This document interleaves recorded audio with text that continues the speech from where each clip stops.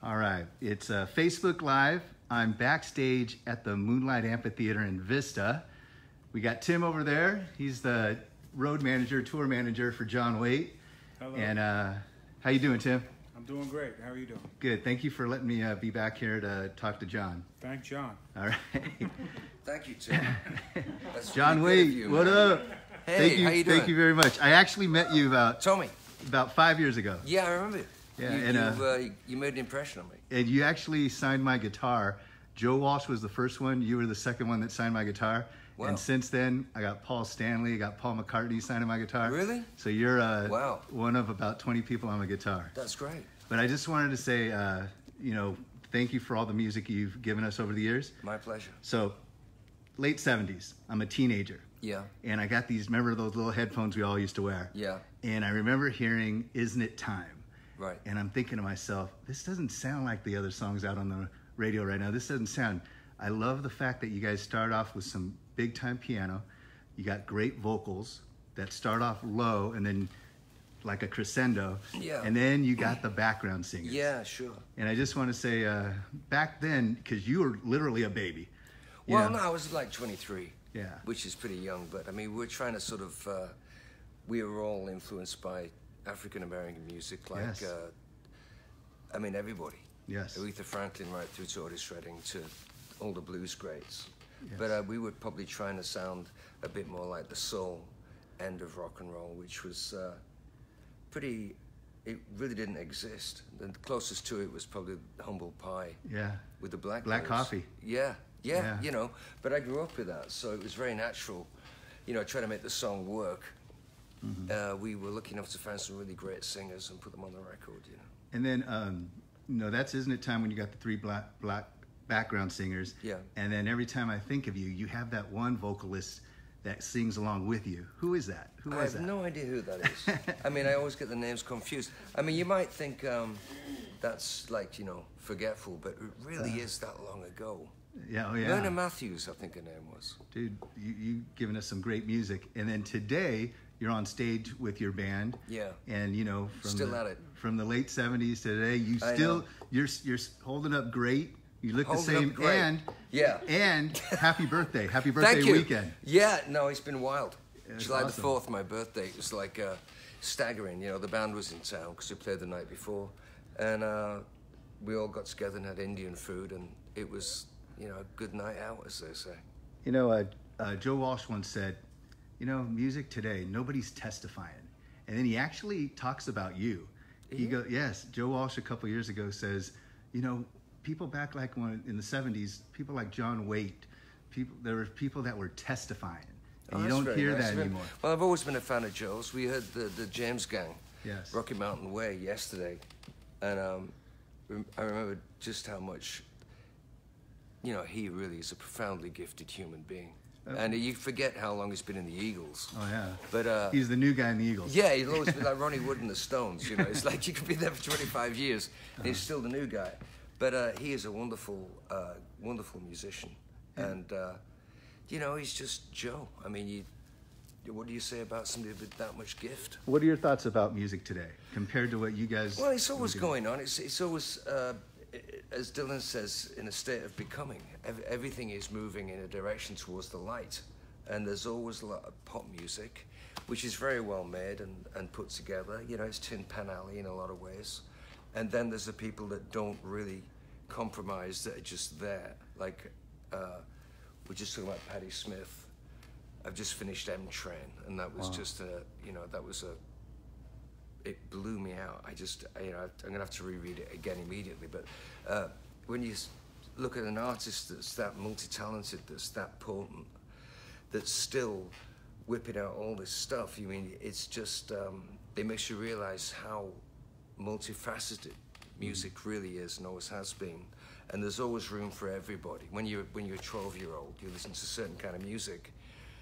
I was lucky to grow up in a time when it was all becoming, you know, it's like the Beatles, the Stones, the Who, Free, just incredible bands that didn't sound like each other. Everybody sounded different, and if you sounded like anybody else, they would give you good kicking. You know, you wouldn't get away with it. And speaking of the Beatles, Do you remember getting a phone call from Ringo? Yeah, I do. Getting the phone call. Can you tell us about that? Ringo. Saying, hey, would you like to tour with me? No, yeah. I was actually in the bathtub. I really was. I was in the bathtub. I was all soaked up. You know, I was going, you know, this is great. I'm going on tour soon and all that sort of thing. And the phone rang and it was Ringo. And I could hear on the speakerphone. And it's his birthday today, by the way, just so you know. Oh, yeah. No, the 7th, yeah. And I jumped out of the bathtub, and the first things I said to Ringo, I was stood there, like, covered in soap and, you know, with a towel. But, yeah, it was a sort of a surreal experience playing with Ringo. It's just, like, so odd to grow up from being about 10. Oh, yeah. You know, and he was, like, probably the most popular Beatle. But what a fantastic drummer. I mean, you know, you can't imagine anybody else doing that job. And not just the stuff that's going far out. The first few albums where he's holding it all together. The bass and the snare drum and the kick. Yes. It's like a wall. And he has this incredible sound, you know. I think he was using thick sticks. And he plays backwards. He plays a right drum set, but he's Does left-handed. he really? Yeah. Oh, God. You know, but I mean, like something like Rain, you know, people, drummers all over the world still don't understand how he did that. Yeah. He plays like a singer. He doesn't just play the beat. He's like lyrical. He's actually putting things in that are like expressive above the beat. So it's pretty cool. That's cool. Yeah. And then, you know, you're known as a great guitar player and bassist. Did Paul influence you big time? Oh, yeah. I mean, I think I got the notion to play guitar when I saw her standing there, you know, goes, I'll never dance with another. And he puts his passing note in. You almost did the part, right? I can't hit it. And but there's this note that isn't really what you'd expect. It's called a passing note. Mm-hmm. And it was the first time I heard bass do something that was completely out of the ordinary. And it was, I mean, that entire record, the first 2 records, were just on fire, you know. And then they said they got sort of like, it was Help, I think, or Hard Day. No, it was Hard Day's Night, and then.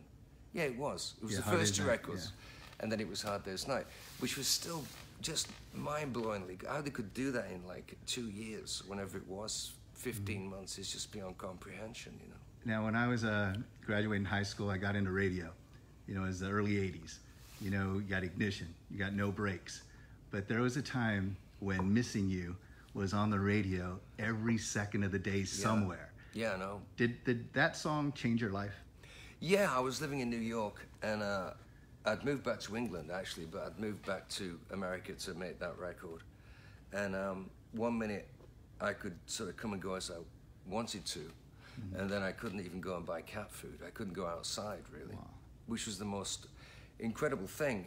I mean, you think about fame, and you think about you reaching for this light, but when it happens, it's kind of like, it really is, you know, it's over the top.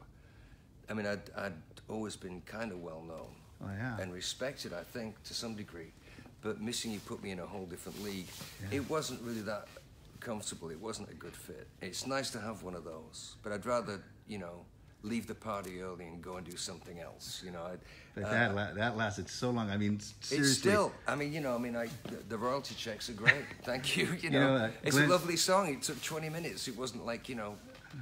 And what do you say about that? You know? Glenn Frey once said, when he hears the song on the radio that he did, it's the sound of 2 cents. Oh, is that kind of accurate? No, I'm not that business-minded. No, I'm not. But I'm always very flattered when it comes on. I always feel like somebody somewhere digs it. When you're driving around and you hear a song, do you listen to your own music? Like, do you, when it's on the radio, like, do you turn it up and go, wow? No, I turn it off. Really? I really, you know, I made it. I wrote it usually. So, I mean, it's not something that I need to listen to. And it always makes me a bit nervous, you know. You're in a room full of people or a car and it comes on, it's a bit like, you know, what do you do? Sing along with it? You know, I mean, it's like, you know, I always feel a bit like, you know, I get it. A bit self-conscious. But it's great to have something that's that big. And I think the Babies were very well respected. Yes, still are. Yeah, that's my point. I mean, you couldn't do what I've done today. You couldn't start off and have that career. It wouldn't last. And with YouTube, I was determined. You know, I kept coming back when they knocked me down. I just kept getting up. So, I mean, I guess that's what music is. You don't do it for a living. You do it because you're living, you know? Wow. That was good, wasn't Yes, it? it was. That's good. You know, So, can I get a dog treat so now? No. 84 into the 80s, you got Missing You. Yeah. And then you reunite with some of the babies. Yeah. You know, Jonathan Cain. Yeah. And you get a great guitar player from Neil. Journey. Yeah, Neil And Sean. it's like one of the very first, not the first, but one of the first super groups. And you have MTV. What was that like during that era? Because I always imagine when I was watching you do When I See You Smile, I'm thinking to myself, man, those dudes are getting all the chicks. Was it crazy like that? You know, I mean, you know, we were a lot younger and probably a lot wilder, you know. But we were all in serious relationships. It wasn't like we're going out there and going on the tiles, you know. All of us were kind of... Because you were the elite. You were the best lead singer. Neil was the best guitarist. Jonathan was the best keyboard it player. was fun, but the very fact that, you know, everybody had their own careers is kind of like lighting a fuse. You know, you've only got so much time where you can actually do work before somebody wants to be boss or whatever, and it stops being a balance, and then it becomes like, really, and then you don't look forward to going in the studio, and then the pressure's on to get the second big hit, and it becomes, whether you like it or not, it becomes business very quickly. Wow. And you know, that isn't the best thing, really. Like when I think of you paid your dues, you earned your, you know. I'm still waiting for the checks. But you paid your dues. What do you think about today when you see all these music shows, you know, like American Idol and all that, where someone becomes a sensation? I don't watch it. Yeah. I can't watch it. Yeah. And there's something embarrassing about it. I mean, Because think they're Rod supposed Stewart, to pay Rod the Stewart actually went on the panel of one of these shows once, and he lasted like one episode. He said it was just, he cringed I mean, just, you know, people are crying, and, you know, it's like it's showbiz, you know. But, you know, once in a while you get like somebody that's stupendously talented coming out and being discovered. And the rest of it, they're singing off key, and that's why, you know, it's because it's a talent show. They can't be brilliant because you have to judge them. So it's kind of like, you know, what is it? It's like a pantomime, you know. Was it fun in the early days touring and going all around in a van, literally? Yeah, no, being in an English band, coming over and playing like Boston and going to Nashville, the home of, you know, country music, and Memphis. Wow. And actually seeing Sun Studios and the Ryman Auditorium and, you know, the Law of Hank Williams, and seeing those streets that he must have walked. And then you get to LA and it's like, you know, the zoo. I mean, it's just incredible. It's mind-blowing. But New York made a really big impact on me, and I lived there for a very long time. Is it a trip when you play big venues, like when you play, you know, the Forum in LA, when you play, you know, in Nashville? Well, you know, the Babies once played the Rose Bowl. Wow. And it was gigantic. There's a sea of people, you know. And you remember that kind of thing. It's breathtaking. Time moves really fast. You know, and you know, not to be too clever, but it kind of slows down at the same time. It's like being underwater, you know. It's a profound experience, but you grab it immediately. It's like chasing something and grabbing it. It's a very aggressive thing. It's played to that many people. Wow. And now with the Wooden Heart tour, it's half acoustic, or like 3 or 4 acoustic songs, and the rest of it's electric. But I prefer to live in that sort of halfway thing. I'm too much of a songwriter or musician, hopefully, not to have both. You know, the world doesn't evolve around power chords alone. You have to have some soul in there, and you have to have some sort of narrative. And that's what I do, I think. I have narrative in my lyrics, the stories, you know. Do you always have a song in your head? Yeah. Wow. I mean, every time I pick up a guitar, I write a song.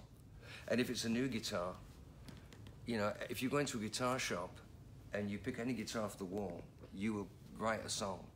And you might not get another song out of it, but every single guitar in the world has a song in it for you. Wow.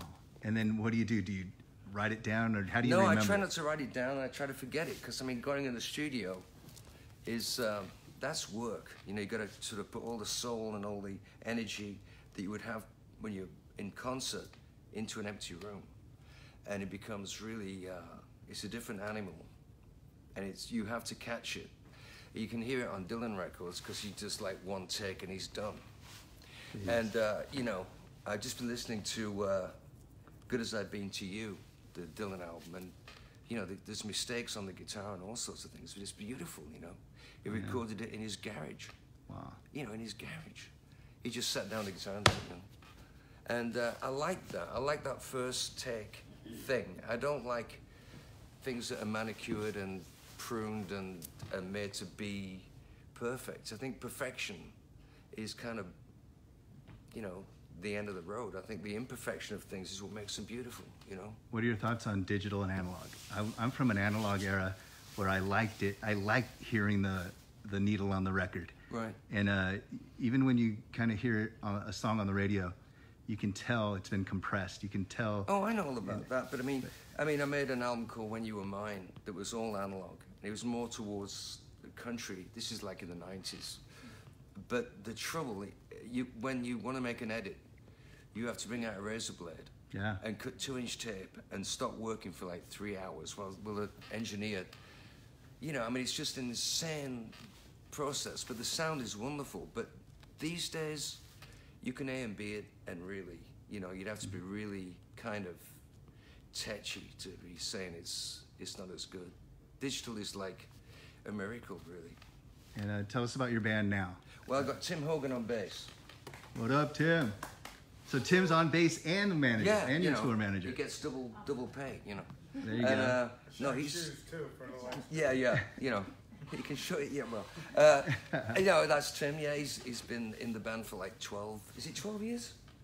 Almost 15. Almost 15. Awesome. I met him in Carmine's restaurant in New York City in Times Square. Wow. It was with Alan Ellick and that band, and it was snowing outside, and he offered me his coat. So, you know, he was in the band. There you go. That gets you in the band. No, man, it was cold outside. I didn't have a jacket or something, but he offered me his greatcoat. And we got Rondo, Michael Gillum. He's on drums. He's been with us for like 10 years. Yeah. Yeah. Great. And Mark Rashadi on guitar. He came about, what? 7 years. Great. So it's like, you know, everybody knows everybody. It's kind of like, we've worked at it, you know, we brought it up from nothing. We're a 3-piece band, there's no keyboards.